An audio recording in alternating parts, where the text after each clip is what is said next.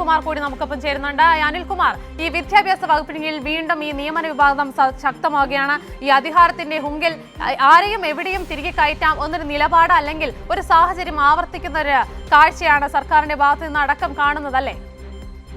10 വർഷമായി തങ്ങൾക്ക് നഷ്ടപ്പെട്ടു പോയ അധികാരം പിടിക്കാനാണ് ഈ തെരഞ്ഞെടുപ്പിൽ മത്സരിക്കുകയെന്ന് മുസ്ലിം ലീഗ് പറയുകയുണ്ടായി. അത് ഏതോ സമുദായത്തിന്റെ താല്പര്യത്തിനാണെന്നൊക്കെയാണ് അവർ പ്രസംഗിച്ചത്. പക്ഷെ അധികാരം കിട്ടിക്കഴിഞ്ഞപ്പോൾ സ്ഥാപിക താല്പര്യങ്ങൾ ഓരോന്നോരോന്നായി കടന്നു വരികയാണ്. സ്വകാര്യ വിദ്യാഭ്യാസ കച്ചവടക്കാർക്ക് വേണ്ടി നമ്മുടെ പൊതുവിദ്യാഭ്യാസത്തെയും വിദ്യാലയങ്ങളെയും ദുർബലപ്പെടുത്തുക എന്ന പ്രഖ്യാപിത നയമാണ് ഇതിന്റെ ഭാഗമായിട്ടുള്ളത്.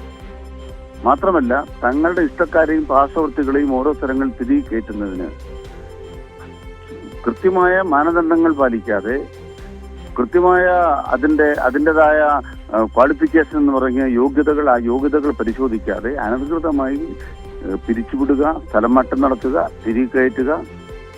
അവസാനം ഇപ്പൊ തന്നെ മുസ്ലിം ലീഗിന്റെ ഒരു മന്ത്രിക്ക് ഉദ്യോഗസ്ഥന്മാർ അല്ലെങ്കിൽ സർക്കാർ ജീവനക്കാർ നടത്തിയ സമര പന്തലി വന്ന് എന്റെ വകുപ്പ് മുന്നോട്ട് പോകണമെങ്കിൽ നിങ്ങൾ ഇന്ന് സഹകരിക്കണം, ഞാൻ അന്യായമായ സ്ഥലമാറ്റം ഒഴിവാക്കിക്കൊള്ളാമെന്ന് എഴുതി വാക്ക് കൊടുക്കേണ്ടി വന്നു.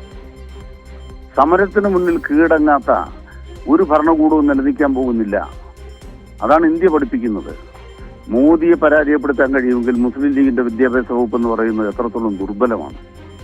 അതുകൊണ്ട് ആ അഹങ്കാരമൊന്നും വെച്ച് കേരളത്തിനകത്ത് പൊതുസമൂഹത്തിന് നിരക്കാത്ത ഇത്തരം പ്രവർത്തനങ്ങളിൽ നിന്ന് അവർ പിൻവാങ്ങണം.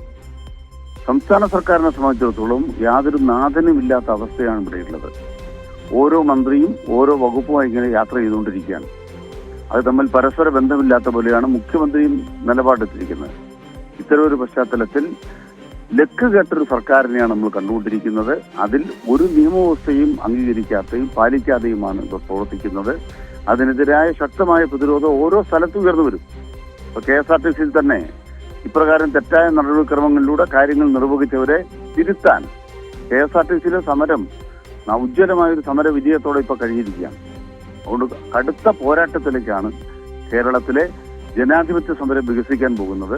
ആ സമരം വികസിക്കുന്ന ഒരു ഘട്ടത്തിൽ ഈ പോരാട്ടവും അതിന്റെ ഭാഗമായി വിജയിക്കുക തന്നെ ചെയ്യും. ക്രമവിരുദ്ധമായും യോഗ്യതയില്ലാതെയും ആരെ തിരികെ കയറ്റിയാലും പുറത്തെറിയും തരത്തിലുള്ള പ്രക്ഷോഭണം ഉയർന്നു വരും. തീർച്ചയായും അങ്ങനെ തന്നെയാണ്. നന്ദി അനിൽകുമാർ ഈ സാഹചര്യത്തിൽ പ്രതികരിച്ചതിന്.